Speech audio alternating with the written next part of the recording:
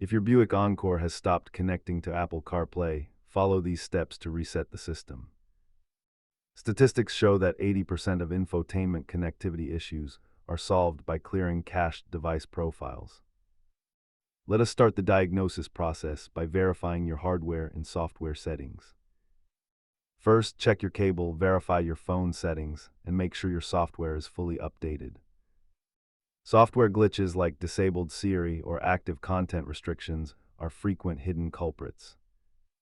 If basic checks fail, delete the device from both the car and your phone before resetting the head unit.